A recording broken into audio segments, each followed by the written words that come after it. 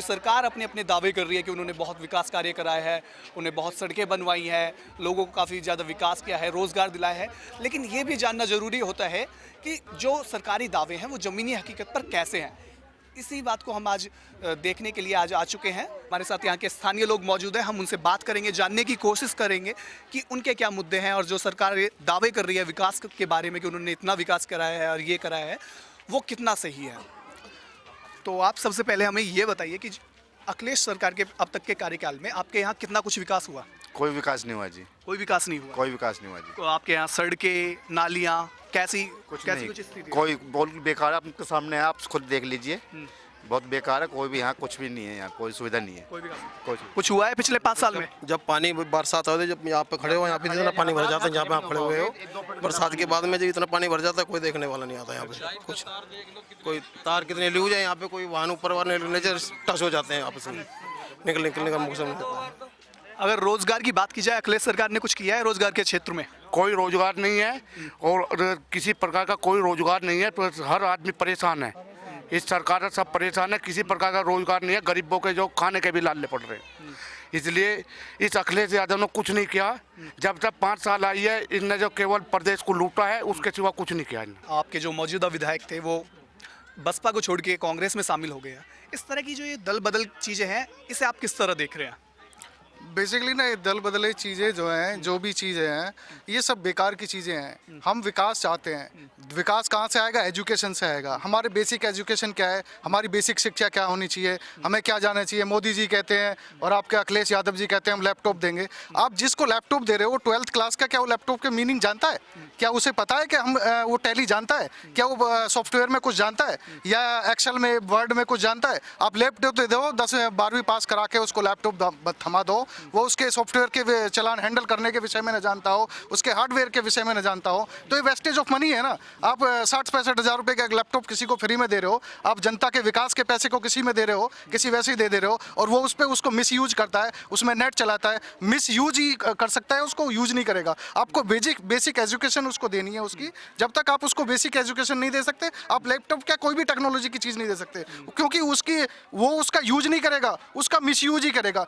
हमेशा माइंड जब भी चलता है, ज़्यादातर चलता है, वो मिसयूज की तरफ ही चलता है। जैसा अखिलेश गवर्नमेंट ने चलाया है, इन्होंने अपना कमीशन लेने के लिए लैपटॉप बांट रहे हैं, साइकिल बांट रहे हैं, ये कर रहे हैं, वो कर रहे हैं। हमें बेसिक नीड चाहिए ना। हमारे पास सीवर की व्यवस्था नहीं है, हमें पानी पीने का अच्छा नहीं मिलता। सब अपने घर में आरओ लगवा सकते हैं क्या? किसी के पास आरओ की सिस्टम की सुविधा है? नहीं हो सकती ना। मैं जानता हूँ कि 99% लोग ऐसे हैं देश में कि जो आरओ लगवा ही नहीं सकते। उन्हें पीने की पानी की व्यवस्था अच्छी होनी चाहिए, उनको सीवरेज की व्यवस्था अच्छी होनी चाहिए। देश लेवल पे कह रहे हो कि आपके यहाँ से लैट्रिन होनी चाहिए घर घर में, ऐसी व्यवस्था आपने कराई है? हमारे यहाँ मैं पिछले 10 साल से ये एफर्ट लगा रहा हूँ कि हमें नेट की सुविधा मिल जाए, हमें ब्रॉडबैंड की सुविधा मिल जाए। हमारे यहाँ लाइनिंग नहीं है। मैंने अपना एक कनेक्शन BSNL में कराया, जिसको ये जियो चिल्ला रहे हैं मोदी जी कंपनी रिलायंस का आप ब्रॉडबैंड की बात कर रहे हैं लेकिन अखिलेश के लैपटॉप का बहिष्कार कर रहे हैं, तो कहीं ना कहीं आप भी गलत कह रहे हैं। ये तो मैं ब्रॉडबैंड की इसलिए बात कर रहा हूं कि हम टेक्नोलॉजी से जुड़ चुके हैं और बेसिक शिक्षा हमारी टेक्नोलॉजी से होनी चाहिए। जब हम जाते हैं पेपरलेस, पूरा वर्ल्ड पेपरलेस होता जा रहा है, हम पेपर को यूज कर रहे हैं, पेड़ों को काटते जा रहे हैं, हम अपनी प्रकृति आपदाओं जो प्रकृति हमें देती है सारी चीज़ें, उन्हीं को हम नष्ट करते जा रहे हैं। तो मैं टेक्नोलॉजी की बात कर रहा हूँ। मैं ब्रॉडबैंड की इसलिए बात कर रहा हूँ कि मोदी जी कह रहे हैं कि हमें जियो चाहिए। जियो तो उसका अंबानी का है ना। भी बात करेंगे, ये बात तो इन्होंने सही कही है कि सरकार लोगों को लुभाने के लिए नए नए वादे कर रही है। पहले अखिलेश सरकार की ही बात कर ले तो पहले लैपटॉप की बात की, कुछ लैपटॉप बांटे भी उसमें, लेकिन दूसरे आरोप भी लगे कि कुछ एक लोगों को दिया गया, कुछ एक सीमित जगह तक दिया गया। ये दूसरी बातें हैं, लेकिन साथ में ये जरूर सच है कि वो लैपटॉप दे तो रहे हैं, लेकिन उसका उपयोग क्या हो रहा है, क्या जिसे वो दिया जा रहा है वो उसका उपयोग कर भी पा रहा है या नहीं। इसके अलावा स्मार्टफोन की बात की जा रही है। अब ये तो आज के आमतौर पे ये तो सब हर किसी के पास स्मार्टफोन है, तो इस तरह के कहीं ना कहीं अगर लोगों को ज़रूरत होगी, अगर उन्हें इस तरह की चीज़ों की अगर आवश्यकता होगी तो वो अपने आप भी खरीद सकते हैं। लेकिन इस तरह से वोटरों को लुभाने के लिए ये तो सरकारें चीज़ें करती हैं, और दूसरी तरफ मोदी सरकार ने भी ये चीज़ें की हैं। आपने बात की इस तरह से कि सरकार जो ये दोहरा रवैया अपना रही है, मतलब बिना सोचे समझे इस तरह की चीज़ों को कह रही है, तो इसी पे हम नोटबंदी को लेकर आपसे पूछना चाहेंगे कि नोटबंदी के बाद मोदी सरकार डिजिटल इंडिया का नारा दे रही है, तो भारत जैसे देश में ये डिजिटल इंडिया कितनी कारगर है? बेसिकली मैं फिर वही पॉइंट पे आना चाहता हूँ, जब तक आपके पास एजुकेशन नहीं होगी, अब डिजिटल इंडिया की तो सोचो, आप लिख पढ़ के भी आप पूरा पेपर नहीं कर पाओगे। डिजिटल इंडिया है, आपका पैसा आपके सॉफ्टवेयर में डाल दिया जाता है, और वो सॉफ्टवेयर अगर आप चलाना जानते हो, हैंडल करना जानते हो, तो वो आप सॉफ्टवेयर चला सकते हो। अगर आप वो सॉफ्टवेयर हैंडल करना ही नहीं जानते, आपकी मनी को कोई दूसरा ले लेगा, आप देखते रहोगे आपकी गाड़ी मेहनत के खून पसीने की कमाई को कोई दूसरा यूज करेगा। तो ऐसा हो सकता है क्या? ऐसा पॉसिबल ही नहीं है। 90 आपका जो एजुकेशन है ऑल ओवर अगर भारत देखा जाए तो 67 के आसपास है। तो आप 67 में आप ऐसे कैसे कह सकते हैं कि भाई डिजिटल इंडिया हो गया, कैशलेस इंडिया हो गया? क्या आप सब्जी वाले को कैशलेस का पैसा देते हैं? क्या आप चाय वाले को पैसा देते हैं? आपकी बाइक में पंचर हो जाए, क्या आप उसको कैशलेस का पैसा दोगे? आपकी गाड़ी में कहीं पंचर हो जाए, क्या वो कैशलेस या पेटीएम रखेगा? अगर रखेगा भी, क्या उसे हैंडल करना आता है पेटीएम? क्या उसे आपकी इंटरनेट बैंकिंग यूज करनी आती है? अगर आती भी है तो आप एक तरफ आपका जो नेट का सिस्टम है वो MTNL का होना चाहिए, वो BSNL का होना चाहिए। अब तो अंबानी को दे रहे हो, मतलब एक प्राइवेट सेक्टर को आप बढ़ावा दे रहे हो और हमारी नौकरियों को खा रहे हो। तो ये तो सरासर गलत है, ये हमेशा धोखा है, ये पब्लिक के साथ धोखा है, ये डेमोक्रेसी नहीं है। ये तो एक अपने व्यक्ति विशेष के लिए, एक इंडस्ट्री के लिए आप ऐसा कर रहे हो कि एक इंडस्ट्री हमें बढ़ानी है जिससे हमारे बच्चों को ही रोजगार मिले, हमें ही रोजगार मिले। ये तो सरासर कास्टिज्म है, सरासर आप कहोगे तो रिलीजियस से रिलेटेड है। ऐसा नहीं होना चाहिए, ऐसा कभी नहीं होना चाहिए। आप डेमोक्रेसी में जीते हो तो सभी के लिए सोचो ना, आप पर्टिकुलर एक के लिए क्यों सोचते हो? एक का काम सोचोगे तो ऐसा नहीं होगा। ये डेमोक्रेसी है, बाबा साहब ने डेमोक्रेसी दी है। हम डॉक्टर BR अम्बेडकर के अनुयायी हैं और हमारा वोट जो होगा वो BSP को होगा और हम हमेशा BSP के साथ रहेंगे। तो ये तो हो गई अभी सरकार की जो योजना है उनकी हकीकत। और भी हम विकास की बात करते हैं, चलो ये भी देख लेते हैं कि यहाँ पे विकास क्या कुछ हुआ है। तो अगर आपके यहाँ विकास कुछ कराया है अखिलेश सरकार ने? कोई विकास नहीं कराया। अच्छा। ये देखो अखिलेश सरकार जमीन छूते जा रहे तार। क्या खूब नारा है कि ये देखो अखिलेश सरकार जमीन छूते जा रहे तार। वाह। चलो और भी बात करेंगे और भी लोगों से। अखिलेश की सरकार के कार्यकाल से कितना संतुष्ट है आप? मैं तो संतुष्ट बिल्कुल भी ना हूँ। मैं तो भागता भागता बुढ़ा हो लिया। मैं तो इतनी भाग दौड़ करी है इन्हों के बारे में भी, खम्मों के में भी, लेकिन जो कह रहे हैं आज के रंग कल के रंग, आज के रंग कल के रंग, आज तक तो लगे नहीं। वीडियो फिल्म तक भी बना के लेके गए ये, लेकिन आज तक ये खम्मे नहीं लगे। तो बिजली की समस्या यहाँ पे बहुत ज़्यादा नज़र आ रही है। हर कोई लोग यही कह रहा है कि इन्होंने प्रशासन से काफ़ी कुछ इस बारे में शिकायत भी की है, लेकिन प्रशासन कुछ यहाँ पे गौर नहीं कर रहा है। जो बिजली की व्यवस्था है, ना तार भी यहाँ से सही नहीं डाले गए हैं। ऐसे में कोई हादसा हो सकता है, लोगों को इस तरह की घटनाओं के बाद जान मान की हानि भी हो सकती है। चलो विकास के बारे में बात करेंगे और लोगों से। तो क्या लग रहा है इस बार आपके यहाँ पे किस पार्टी की स्थिति मजबूत है? BSP की। BSP की। हाँ जी। ऐसी क्या आपको वजह नज़र आ रही है कि BSP की सरकार आने के बाद आपके यहाँ कुछ एक जो सहूलियत है आप बता सकते हैं कि जो अखिलेश सरकार के दौरान नहीं हुई वो BSP के दौरान हो जाएगी? सर जी, अखिलेश सरकार से ये है कि ये समझा था कि अखिलेश एक नए युवा हैं, शिक्षित हिसाब से ये अच्छा विकास करेंगे, लेकिन वादे करके करा कुछ नहीं है। और उससे ज़्यादा आपत्ति एक नाली खरंजन की हो गई, तो इससे उस सरकार से भर गए और उस सरकार से कोई भी आदमी निकम्मा हाँ। चलो अब यहाँ पे राजनीति की बात करेंगे हम। राजनीति के रूप में यहाँ पे क्या स्थिति है? ज़मीनी हकीकत तो हमारे हिसाब से ये है कि पार्टी के चुनाव चिन्ह पे BSP से लड़े थे हमारे यहाँ के जो प्रत्याशी थे, उन्होंने 5 साल में कोई काम नहीं किया। इसी वजह से बहन जी ने भी उनको निकाला। उनकी कुछ गतिविधि भी ऐसी थी, तो इस वजह से उनका जो 5 साल कार्यकाल है उसमें उन्होंने कुछ भी यहाँ इस गांव में तो जरा भी कुछ विकास का काम मतलब आकर देखा भी नहीं है। 5 साल में उनका आज हमने चेहरा देखा तो वो घूमते हुए निकलते जा रहे थे, केवल चेहरा उतरा हुआ था कि यहाँ से तो कोई उनको साथ देने वाला है नहीं, और काम तो यहाँ हुआ ही नहीं है। और भी युवा हैं और लोग हैं, हम उनसे बात करेंगे। उत्तर प्रदेश की अगर राजनीति की बात की जाए तो आपको क्या लग रहा है कि ऐसी कौन सी पार्टी है जो युवाओं को विशेषकर सही तरह से तरजीह दे सकती है, उनकी आकांक्षाओं को पूरा कर सकती है? BSP। बहन मायावती जी का ही यहाँ पे जब पहले भी इनका शासन रहा था तो बहुत अच्छा जो काम था उन्होंने कराया, और युवाओं के लिए बहुत अच्छा था, क्योंकि जो भी कार्य कराना है बगैर रिश्वत के हो रहा है, टाइम से हो रहा है, लोग बाग अधिकारी पे कहीं पे भी जा रहे हैं तो काम सुन रहे थे। आज के टाइम पे शासन काल में जो है यही नहीं पता चल रहा है कि कहीं पे भी जाओ तो काम होता ही नहीं है। चोरी का इस समय बहुत बोलबाला है, कानून व्यवस्था बिल्कुल ख़त्म हो गई है। तो हम चाहेंगे कि पहले जैसी ही सरकार बने। और भी युवा हैं, उनसे बात करेंगे। आप युवा हैं, उत्तर प्रदेश में मुख्यमंत्री भी युवा है, तो क्या कुछ लग रहा है कि आपको कि आप युवा मुख्यमंत्री ने युवाओं की जो समस्या है उसके लिए कुछ खास काम किया? कुछ काम नहीं करा है। जो हमें चाहिए बेसिकली साइकिल, लैपटॉप और कुकर बांटने पे ध्यान दिया जा रहा है। रोजगार की जगह रोजगार चाहिए हमें। युवा हैं हम, हमें भारत में रोजगार चाहिए, मगर वो रोजगार नहीं, उन्हें छोड़ के साइकिल, कुकर, लैपटॉप बांटने में ध्यान दिया जा रहा है। इससे हमारा देश नहीं चलेगा। रोजगार दो, ऊपर बढ़ेंगे हम।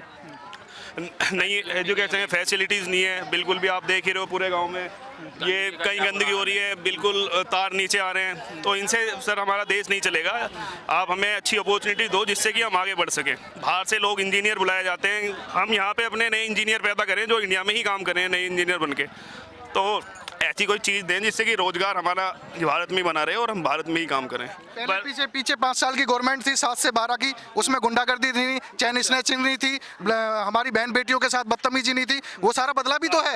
ये सब गुंडागर्दी शुरू करी है अखिलेश यादव गवर्नमेंट ने, लूट मचा रखी है। कहीं भी जाके जमीन घेर लेते हैं, कहीं भी जाके आप अपना अस्तित्व जमा लेते हो कि भाई हमारी चीज जगह है। हमें जबरदस्ती किसी की चीजों को छीनोगे तो बदलाव भी तो है। बदलाव है गुंडे की तरफ, प्रशासन की तरफ बदलाव नहीं है। डेमोक्रेसी को यूज करने की तरह पूरी तरह से लागू करने का बदलाव नहीं है। वो हमें लागू कराना है, संविधान को लागू कराना है। तो हमें बहन जी को सत्ता में लाना ही होगा, हमें बहन जी को सपोर्ट करना है। हम बहन जी को सपोर्ट करेंगे जैसे भी होगा, तन से, मन से, धन से हम बहन जी के साथ हैं। आपने डेमोक्रेसी की बात की, तो इन दिनों देशभक्ति की भी काफ़ी ज़्यादा उसका एक ट्रेंड सा चल गया है।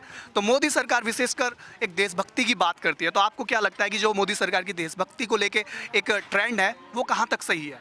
देखो, डेमोक्रेसी की अगर आप बात करते हो तो डेमोक्रेसी का मतलब है जितना भी कास्टिज्म हिंदुस्तान में है, आप 6746 जातियां हैं कासे, तो डेमोक्रेसी में कास्टिज्म तो खत्म हो जाता है। वहाँ तो हर आदमी एक जैसा है। जैसे हमारे 4 ब्लड ग्रुप हैं, तो हम ब्लड ग्रुप के हिसाब से भी अगर देखें तो हम 4 ब्लड ग्रुप में जीते हैं, एक दूसरे को ही देते हैं, है ना। तो हम जब डेमोक्रेसी की बात कर रहे हैं तो हम कास्टिज्म को भूल जाना चाहिए। आप व्यक्ति विशेष की बात करते हो, आप अडानी की बात करते हो, अंबानी की बात करते हो, आप मुकेश अंबानी की, आप अनिल अंबानी की बात करते हो, आप उनसे पेट्रोल पंप चलाते हो, आप ONGC को जो खत्म कर रहे हो, वहां से जो हमें रोजगार मिलता है उसको आप खत्म कर रहे हो। तो ये कहाँ डेमोक्रेसी है? ये तो व्यक्तिगत एक मतलब अपने पर्टिकुलर एक समाज को आप बांट रहे हो, सारी चीजें दे रहे हो। आप कह रहे हो कि भाई हम रेलवे का इतना बड़ा कंस्ट्रक्शन है, रेलवे का इतनी बड़ी साइट है, आप उस पर चल रहे हो, उसी को देखो, उसमें आपने 4th क्लास की, 3rd क्लास की सारी जॉबें खत्म कर दी है। तो आप ये डेमोक्रेसी पे कैसे बात हो गई? ये डेमोक्रेसी नहीं है, ये आप प्राइवेटाइजेशन कर रहे हो। देशभक्ति की बात नहीं है, देशभक्ति नहीं है, एक तरह से जो है बंटवारा है। आप एक ही विशेष के व्यक्तियों को सपोर्ट कर रहे हो, ये देशभक्ति कहाँ हुई? हम गर्व से कहते हैं हम हिंदुस्तानी हैं, पर इसमें जो है कास्टिज्म को क्यों जोड़ा जा रहा है? बिल्कुल, जातिवाद यूपी में है और ये बात, लेकिन इसकी दूसरी भी चीजें हैं कि आरक्षण जातिवाद के साथ अगर हम बात करें तो इन दिनों आरक्षण को लेकर काफी ज्यादा घमासान मचा हुआ है। अभी समाजवादी पार्टी की उम्मीदवार और मुलायम सिंह यादव की बहू अपर्णा यादव ने आरक्षण को लेके बयान दिया था, तो उस बारे में भी हम लोगों से बात करेंगे कि आरक्षण को लेके क्या सोचते हैं। आरक्षण को लेके जिस तरह से पहले मोदी सरकार के कुछ RSS के लोगों ने आरक्षण खत्म करने की बात की, उसकी दोबारा से उस पर विचार करने की बात की, अब मौजूदा सरकार जो है उनकी भी एक उम्मीदवार है वो भी आरक्षण पे बात कर रही हैं। तो क्या लग रहा है कि जो ये पार्टियाँ हैं, ये जो सरकारें हैं, कहीं ना कहीं आरक्षण पे खत्म करने या फिर किस तरह से सोच विचार करें? यदि हम इस बात पे आरक्षण की बात कहते हैं कि आरक्षण एक दी हुई एक ऐसी जगह दी इन्होंने कि जिससे एक समानता है, तो ऐसी ज़रूरत क्यों पड़ी? क्योंकि हमारा जो ये समाज इन लोगों ने जो गढ़ा है उसमें आरक्षण की इतनी टूटियाँ, हमारी चीज़ लेके तुम हमें वापसी दे रहे हो, आरक्षण कहाँ हुआ? छीनी गई चीज़ें हमारी हैं, तुम उसे आरक्षण बता रहे हो। बाबा साहब की यदि लिखी हुई चीज़ उन्होंने कहा कि हम आरक्षण के लिए, आरक्षण क्यों जरूरत इसलिए पड़ी गई? आप पक्ष में हैं, विपक्ष में? मैं आरक्षण खत्म करने के पक्ष में हूँ, पर आरक्षण का मतलब तो पता चले। आरक्षण तुम समता लाओ ना, सबको बराबरी दो, सभी को जॉब दो, सभी को जॉब दो ना। आज तो ये तो युवाओं में है कि आरक्षण चलो आप विचार कर रहे हैं, उसको लेके भी सबके अपने अपने विचार हो सकते हैं, इसमें कोई दोहरा नहीं। लेकिन इनका कहना है कि आरक्षण चलो आप अगर खत्म करने की बात कर रहे हो तो उससे पहले समानता तो ले आओ समाज में, तब इस तरह की चीजें होनी चाहिए। और भी है, उनसे जानेंगे आरक्षण को लेकर आपका क्या विचार है और जो सरकार की जो ये चीजें हैं इससे आप किस तरह से देख रहे हैं? आरक्षण, समानता लाओ, आरक्षण खत्म करो। पहले सबको हर लेवल से देखो। यहाँ पे जातिवाद बहुत होता है हमारे इसमें कि भाई ये एससी है, ये ओबीसी है। इस तरीके की चीज़ों को ख़त्म करो, आरक्षण ख़त्म कर दो, सबको एक लेवल पे लाओ, सबको जॉब दो, सबको अपॉर्चुनिटी दो, बराबर नज़रिए सबको देखा जाए। आप एक बार तो आरक्षण खत्म हो तो अच्छा है, नहीं तो आरक्षण हमें चाहिए। अगर हमको समानता नहीं मिलेगी तो आरक्षण चाहिए। हमारे साथ कुछ महिलाएं भी हैं, महिलाओं से बात करेंगे, महिलाओं के मुद्दे जानने की कोशिश करेंगे। मौजूदा सरकार है वो उत्तर प्रदेश में कानून व्यवस्था कायम करने में सफल हुई है या क्या? कुछ भी ना हुआ सफलता। खरन जाना, नाली ना, पानी नहीं, पानी में मोल किया तो पीने को बताओ। बड़े बूढ़े की पेंशन बनती है, सुनो, बड़े बूढ़े की पेंशन बनती है 60 साल को, जो 70 साल को, जो उसकी बंदी इस गांव में वोट मांगने तो आ जाते हैं। क्या करवाते हैं वो? कुछ नहीं करवाते हैं वो। वोट बांधने आ जाते हैं लेकिन पेंशन नहीं बांधते हैं, ये महिलाओं का कहना है। नोटबंदी की बात की जाए तो क्या कुछ परेशानी हुई नोटबंदी के बाद? नोटबंदी के जी सारी परेशानी है गरीब आदमी के लिए। था जब कई दिन ताई राशन नहीं मिला, पैसे ही नहीं है, तो बीमार आदमी घर में पड़े हैं, उन्हें इलाज करने को भी पैसा नहीं है, तो सारी तंगी है।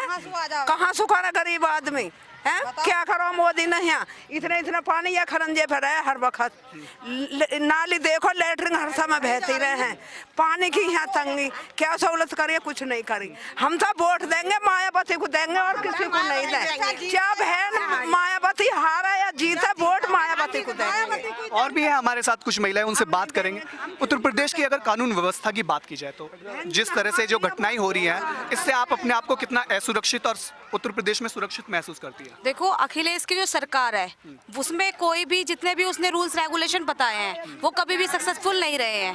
पहली बात, जितने भी बीएड टीचर हैं उनके लिए कहा गया है कि यूपी टेट पास करो, लेकिन उन्हें नौकरी मिलेगी किस बेस पे मिलेगी? यूपी टेट बेस पे मिलेगी। सब यूपी टेट पास हैं लेकिन उनके लिए जॉब नहीं निकलती है, जॉब नहीं निकाली जा रही है टीचरों के लिए। जो भी वो बोलते हैं वो कुछ करते नहीं है। लैपटॉप बांटने से कुछ नहीं होता, सिर्फ लैपटॉप से जो भी स्टूडेंट्स होते हैं वो सिर्फ व्हाट्सएप फेसबुक यूज करते हैं। क्या उससे कोई एजुकेटेड हो सकता है? नहीं हो सकता। लेकिन मैं बात करूंगी इस अच्छी सरकार की। सरकार उसकी बने जो हमारे बच्चों को शिक्षित करे। यहाँ पर एक सरकारी स्कूल है जो कि नर्सरी से लेके 5वीं क्लास तक है। उन बच्चों को सिर्फ 5वीं क्लास तक की पढ़ाई हो पाती है। मैं देखती हूँ अपने आंखों से कि लड़कियाँ ऑटो में जाती हैं, बस से जाती है, मैं जानती हूँ कैसे कैसे वो सफर करती हैं।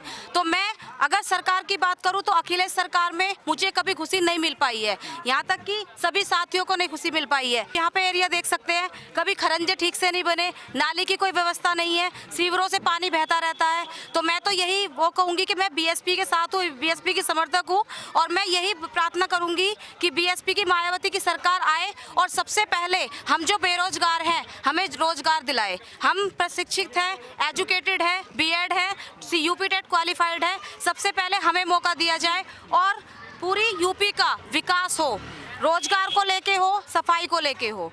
आप समझ सकते हैं कि एक पहला ये कि शिक्षा की उपलब्धता जो है यहाँ पे नहीं है बिल्कुल भी। दूसरा, अगर शिक्षा के लिए वो दूसरी जगह दूर जाती भी है तो वहाँ पे कानून व्यवस्था को लेके, जैसे उनके साथ छेड़खानी होना, चैन स्नैचिंग होना, इस तरह की घटनाएं होती हैं। तो महिलाओं को विशेष तौर पर दोहरी मार झेलनी पड़ रही है। और भी हमारे साथ महिलाएं हैं, उनसे बात करेंगे। अगर आपसे हम ये जानना चाह रहे हैं कि अखिलेश सरकार ने अपने कुछ अब तक के 5 साल के दौरान कुछ विकास किया आपके यहाँ? नहीं भैया, कुछ नहीं किया, नहीं कुछ नहीं किया। और कानून व्यवस्था की बात की जाए तो आप कितना कुछ अपने आप को सुरक्षित महसूस करती हैं अखिलेश सरकार के दौरान? कुछ नहीं करते, कुछ साधन है ही नहीं, कोई साधन है ही ना भैया, साधन नहीं है। हाँ, हर तरह से परेशान है। तो आप हमें ये बताइए कि अखिलेश सरकार ने महिलाओं के लिए क्या कुछ खास किया है अभी तक? कुछ भी नहीं किया। कुछ नहीं किया? नहीं, मैं चाहती हूँ अगर जो जीते तो फिर मेरी मायावती जीते बस। सरकार कन्याधन की बात कर रही है, लड़कियों को लोक लुभावन नए वादे कर रही है, कभी कुछ देने की कभी कुछ। तो इन चीज़ों से आपको क्या लगता है कि इससे आपका विकास हो पाएगा, या फिर सरकार को क्या कुछ खास आपके लिए करना चाहिए जिससे आपका विकास हो पाए? हमारी गली वली जो है इन्हें सही करवाए, नाली को देखे, सब कुछ देखे, स्कूल बनवाए, हमारे यहाँ पे बढ़वाए, क्लासेस बढ़वाए, बस ये चाहते हैं हम। तो ये कुछ देने से थोड़ी ना कुछ होता है, जैसे लैपटॉप दे दिया, इनसे थोड़ी ना कुछ होएगा, देखना चाहिए आके। क्या कह रही थी आप? सरकारी स्कूल नहीं, कुछ नहीं, नाली नहीं, कुछ भी नहीं, सारी नाली फुट्टी पड़ी, पानी भरा रहा। हाँ, सर पैदे इतने गोड़े पानी में कुली कट के जाना, जब राम जी बरसा तो हम तो तंग ही तंग है। हम क्या सुख है, बता क्या सुख भर रहे हैं हम? कुछ नहीं है, हम तो दुख से सुहा और कुछ भी नहीं है। तो ये इनका कहना है कि जो विधायक हैं या फिर जो दूसरे सरकारी महकमे हैं वो तो कुछ खास करा नहीं रहे, लेकिन कुछ एक ऐसी सामाजिक संस्थाएं हैं जो इनके यहाँ फिर कुछ विकास कार्य करा रही है। लेकिन आप यहाँ समझ सकते हैं कि हमने सभी से बात की तो ये मोटा मोटी तौर पे समझ सकते हैं कि बिजली को लेके यहाँ पे सबसे ज़्यादा समस्या है। इसके अलावा अगर महिलाओं से बात की तो वो पेंशन के बारे में लेके परेशान है। अगर हमने युवाओं से बात की तो वो शिक्षा को लेकर काफ़ी ज़्यादा परेशान है। साथ ही रोजगार भी उत्तर प्रदेश में बड़ा मुद्दा है, और हो भी क्यों ना, देश में सबसे ज़्यादा आबादी उत्तर प्रदेश की है, तो ऐसे में रोजगार भी यहाँ की अहम ज़रूरत है। लेकिन जो मौजूदा सरकार है, कहीं ना कहीं लोगों से ये बात करके हमें लग रहा है कि जो सरकार है वो उनकी आकांक्षाओं को पूरा करने में असक्षम साबित हुई है। कैमरा पर्सन रैन के साथ मैं अंकित नागर, नेशनल दस्तक।